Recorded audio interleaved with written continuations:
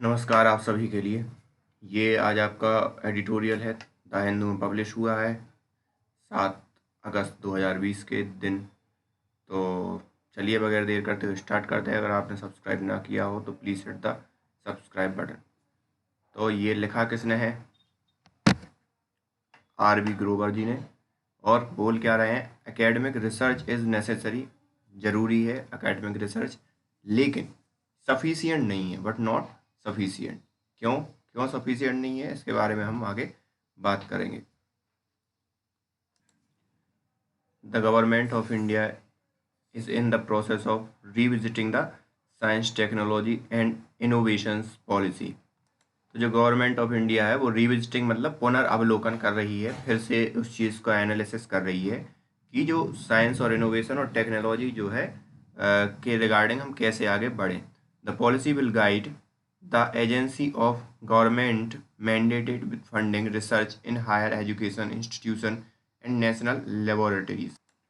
अब ये पॉलिसी क्या करेगी? एजेंसीज को गाइड करेगी जो भी गवर्नमेंट की हैं, और इस चीज़ के लिए मैंडेट करवाएगी कि फंडिंग कितनी देनी है किस इंस्टीट्यूशन में, इन सब चीज़ों का रूपरेखा तैयार करेगी पूरा का पूरा। At this stage we need to ponder the question. Ponder मतलब होता है विचार करना। तो यहाँ पे आवश्यकता है हमारे लिए इस पॉइंट पे या इस स्टेज पे कि हम एक क्वेश्चन पे विचार करें। वो क्या है? What kind of research should be funded? किस टाइप की हमें रिसर्च को फंड करना चाहिए। That lead one two look at the nomenclature used by researchers for this purpose. और ये चीज़ क्या है? लीड करवाएगी कि हम जो नोमेनक्लेचर वो कर रहे हैं रिसर्चर का, उसका पर्पस क्या है और किस रिगार्डिंग हम उसका यूज़ करने वाले हैं। Here is the pertinent to recall what William Shockley said in his Nobel lecture in 1956 that words like pure, applied, unrestricted, fundamentals, basics, academic, industrial, practice, etc. यहाँ पे पर्टिनेंट का मतलब है एक उचित या योग्य। तो यहाँ पे इन्होंने कहा कि विलियम शॉकली ने जो कहा था वो एक उचित है। 1956 में उन्होंने कहा क्या था कि जो प्योर है, अप्लाइड है, अनरेस्ट्रिक्टेड है, जैसे किसी ने रोका नहीं है, आधारभूत है, फंडामेंटल है, बेसिक्स है, एकेडमिक, इंडस्ट्रियल, प्रैक्टिकल है। ये सब being are used frequently in the derogatory sense. ये अपमानजनक सेंस में यूज होते हैं। On the one hand to we little practical objective. एक तरफ क्या होता है कि वी लिटिल कम हो जाते हैं जो प्रैक्टिकल उद्देश्य हैं वो, ऑफ प्रोड्यूसिंग समथिंग यूजफुल, जब आप समथिंग यूजफुल प्रोड्यूस करने के चक्कर में होते हो। And on the other hand, और दूसरी तरफ क्या होता है, the brush of the possible long range value of exploration into new area where a useful outcome can not be foreseen. तो दूसरा क्या होता है, आप उस चीज़ को रिमूव कर देते हो या उस चीज़ की उपेक्षा कर देते हो जो पॉसिबल लॉन्ग, जिसकी लॉन्ग रेंज वैल्यू है एक्सप्लोरेशन के लिए नए एरिया में, नए उसमें जहाँ पर यूज़फुल आउटकम हो सकता है नहीं देखे जा सके हों या नहीं देखे जा रहे हों, तो उस चीज़ की आप उपेक्षा कर देते हो इन सब चीज़ों के between. Alternate framework. Experts in science and technology studies have come up with alternate framework and terminology to provide comprehensive picture and avoid any value judgment। तो इन्होंने बहुत रिसर्च और जो एक्सपर्ट थे साइंस और टेक्नोलॉजी के, उन्होंने स्टडीज़ की और उस चीज़ के सामने आए एक अल्टरनेटिव फ्रेमवर्क के साथ और टर्मिनोलॉजी के साथ, जिसने प्रोवाइड किया एक कॉम्प्रिहेंसिव, मतलब एक बहुत सभी लोगों को मिला जुला के जो होता है कॉम्प्रिहेंसिव, व्यापक पिक्चर उन्होंने प्रस्तुत की। किस चीज़ को अवॉइड करने के लिए कि जो वैल्यू जजमेंट है उस चीज़ को, जो वैल्यू उन्होंने बताई थी कि अप्लाइड होना चाहिए ये सब। One approach was proposed by NASA. पहली अप्रोच जो है नासा के द्वारा प्रपोज की गई है, प्रस्तावित की गई, in the form of technology read lines level, a type of measurement system used to assess the maturity level of particular technology। तो ये उन्होंने एक TRL जो लॉन्च किया था, वो ये देखता था कि इसकी कोई भी टेक्नोलॉजी से कोई सर्च कर रहा है तो उसका मैच्योरिटी लेवल क्या है, उसकी क्या उपयोगिता है, टाइप की हर चीज़। तो TRL 1 correspond to observation of basic principle. जो TRL 1 है वो किसके साथ बेसिक प्रिंसिपल है उस चीज़ को रिकोगनाइज करता है। It's result is publications. TRL 2 corresponds to formulation of technology at the level of concept। अब TRL 2 में वो तो मतलब पब्लिकेशन लेवल पे हो गया, आपको जो ऑब्जर्वेशन आए मतलब थ्योरेटिकल। दूसरे लेवल पर क्या होता है, उस चीज़ को फॉर्मुलाइज्ड किया जाता है कि कैसे कॉन्सेप्ट में से तब्दील किया जाए और कैसे यूज़ किया जाए। The TRL framework advance to prove concept validation in laboratory environment followed by relevant environment and then the prototype demonstration and ending with actual development। और जो एडवांस लेवल है जो TRL का, उसमें ये सब रिसर्च होती हैं और उसमें देखा जाता है कि रियल वर्ल्ड में क्या हो रहा है क्या नहीं हो रहा है, इन सब चीज़ों के बारे में चीज़ें डेटा कलेक्ट किया जाता है और एक्चुअल डिप्लॉयमेंट करने की बात होती है। The framework used term as applicable to aerospace applications। जो फ्रेमवर्क है इसका यूज़ किया गया है जो एप्लीकेशन है एरोस्पेस, मतलब जो खगोल शास्त्री उसमें है। बट वन कैन कम, ये एरोस्पेस में आप किसी को भी इंक्लूड कर सकते हो आप, ये आपके एरोप्लेन वगैरह भी है। But one can come up with alternate term depending on field of application including health science where the term translations research is commonly used।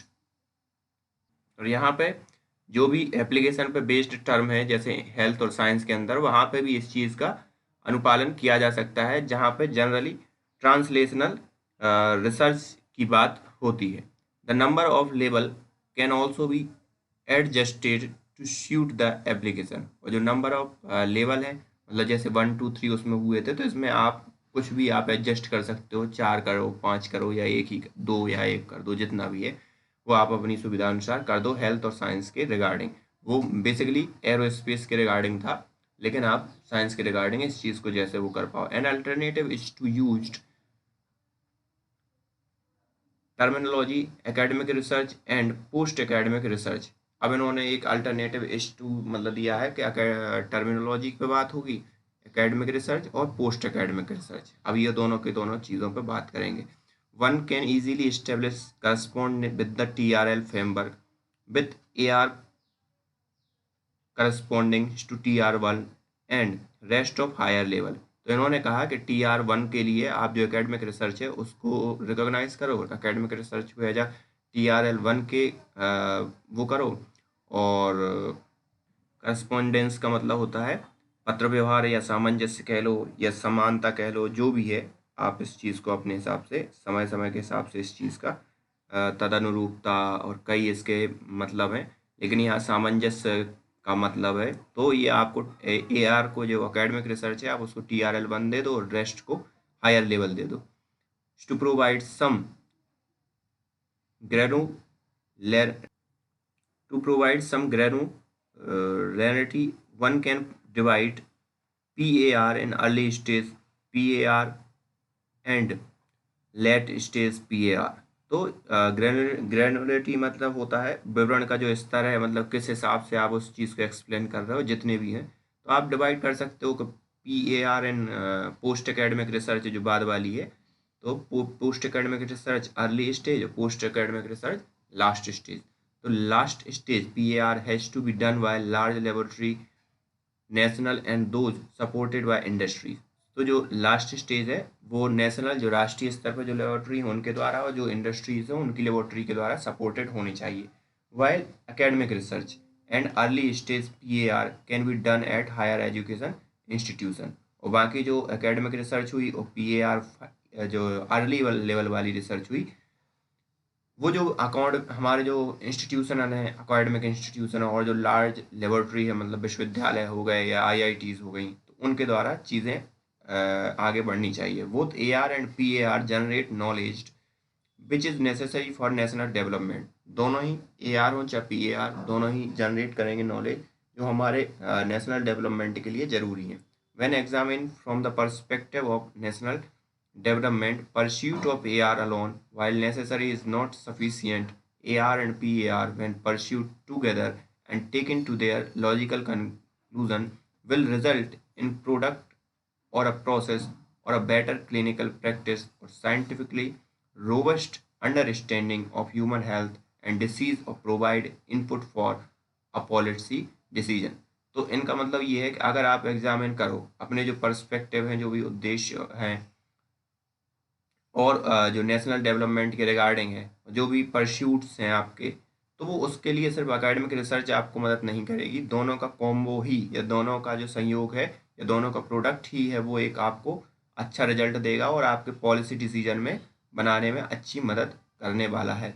It is often said that India's investment in research is lower than that bye advance country. तो ये प्रायः कहा जाता है या कहा गया है कि इंडिया की इन्वेस्टमेंट जो रिसर्च है वो कम है जो भी एडवांस कंट्रीज़ के कंपैरिजन में, या उनसे अगर आप तुलना करो तो। Here two observation need consideration. अब यहाँ पे ये दो एग्जांपल दे रहे हैं या उदाहरण दे रहे हैं, या कंसिडरेशन या ध्यान देने योग्य बात है, उन पर ध्यान दिलवा रहे हैं। पहली बात क्या है, countries belongings to the organisation for economic corporation and development report research statistics according to Fresati Manual, which was first drafted in 1963 and has gone through 5 revisions since then। तो पहली जो कंट्री थी जो बिलोंग करती थी OECD को, उन्होंने जो रिपोर्ट रिसर्च स्टैटिक्स दी अकॉर्डिंग टू फ्रेंसी मैनुअल ने, जो उन्होंने रिसर्च की कि जो ड्राफ्ट की गई थी 1963 में, वो 5 बार रिवीजन हो चुकी हैं तब से लेकर अब तक। We can not compare data with other countries. तो हम उस चीज़ के डेटा को दूसरे से तुलना नहीं कर सकते। विदाउट हैविंग करस्पॉन्डेंस, मतलब सामंजस्य between India and data, India's data and data reported by other, बजाय इसके कि दोनों के जो डेटा का जो है वो कंपैरिजन किए बिना। Second, India has to decide where to increase investment, और इंडिया को यह डिसाइड करना पड़ेगा कि वो कहाँ से इंक्रीज करे अपने इन्वेस्टमेंट को, इन AR और PAR, या तो एकेडमिक रिसर्च में या पोस्ट एकेडमिक रिसर्च में। Investment in research can translate into national development only through pursuit of PAR। और जो भी इन्वेस्टमेंट होता है रिसर्च में वो डेवलपमेंट में परिणित होता है या बदलता है सिर्फ और सिर्फ जब आप PAR का सहारा लेते हो, पोस्ट एकेडमिक रिसर्च का सहारा लेते हो। This is not a call for abandoning AR, लेकिन इसका मतलब ये नहीं है कि आप अबेंडनिंग मतलब उसको अकेला छोड़ दो एकेडमिक रिसर्च को, but a call to look for useful outcome including by a spin off and serendipity and the priorities research in area that relate to national development। तो इनका मतलब ये है कि भाई उन उस चीज़ के लिए नहीं है कि भाई उसको छोड़ दो, बल्कि ये है कि आप उसका एक प्रॉपर यूज़ कर पाओ और जो आपके डेवलपमेंट में बदल पाए। यहाँ पे सेरेंड डिपिटी का मतलब होता है आपका नसीब, जो भी नसीब है या जो भाग्य है, तो वो आप चीज़ को जो प्रायोरिटाइज्ड मतलब प्राथमिकता जो रिसर्च एरिया है वहाँ पे आप ध्यान दो। During my talk with academic on the topic, some observed that our industry has not reached a stage where they can absorb research being done by higher education institution। तो जहाँ इन्होंने बात की उस दौरान इन्होंने पाया कि बहुत से उन्होंने ऑब्जर्व किया इंडस्ट्रीज़ को कि हैज़ नॉट रीच्ड, वहाँ पे नहीं पहुँची हैं, कहाँ तक कि जहाँ पे वो ये कर सकें कि एब्जॉर्ब कर सकें रिसर्च जो हायर एजुकेशन के द्वारा डन किया जाता है वहाँ उस रिसर्च को। दिस ऑब्जर्वेशन रिवील, ये ऑब्जर्वेशन ने रिवील मतलब चीज़ें सामने लाई हैं या उजागर की हैं, that research being pursued is either not addressing national need or is limited to AR। और इस ऑब्जर्वेशन ने ये बताया है कि ये जो राष्ट्र की जो ज़रूरतें हैं उस चीज़ को लीड नहीं कर रही हैं, ना उस चीज़ को एड्रेस कर रही हैं, और ना ही ये सिर्फ लिमिटेड है कि एकेडमिक रिसर्च पे लिमिटेड है। The Luke warm response of industries, Luke warm मतलब होता है उदासीन, तो जो उदासीन या हाँ, उदासीन response of industries is message for academia to orient its priority to address national need and engaged in both AR and early stage of PAR and provide input necessary to raise the technology intensity of industries. तो यहाँ पे क्या है, Orient का मतलब उज्जवल कह सकते हो या शानदार कह सकते हो, तो ये चीज़ है ओरिएंट का।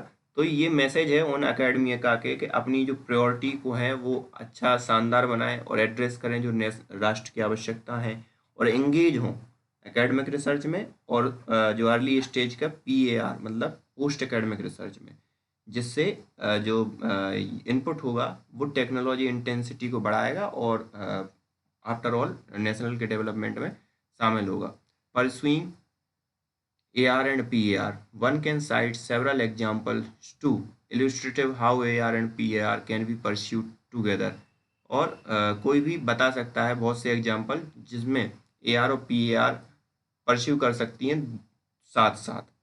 A program in high energy physics can be designed to pursue accelerators technology along with high energy physics। तो जो अगर प्रोग्राम कहें हाई एनर्जी फिजिक्स का, तो वो कैन डिज़ाइन हो सकता है जैसे मतलब परस्यूट ऑफ एक्सीलरेटर और टेक्नोलॉजी के साथ ही जो हाई एनर्जी टेक्नोलॉजी है उसके साथ। Research in electrochemistry can be accomplished by development of battery technologies. जो रिसर्च है जो इलेक्ट्रोकेमिस्ट्री की है वो किसके साथ जोड़ दिया जाए, जो बैटरी टेक्नोलॉजी है उसके साथ। Judging the growth of S and T based only on publication provide an incomplete pictures. जो जजिंग ग्रोथ है जो मतलब S&T की बेस्ड होती है only publication provide an incomplete picture, जो इनकम्प्लीट पिक्चर पब्लिकेशन प्रोवाइड करते हैं। Why is it that industries that have high technology intensity such as aircraft and spacecraft, medical medicines and optical instrument and communication equipment have a low presence in India।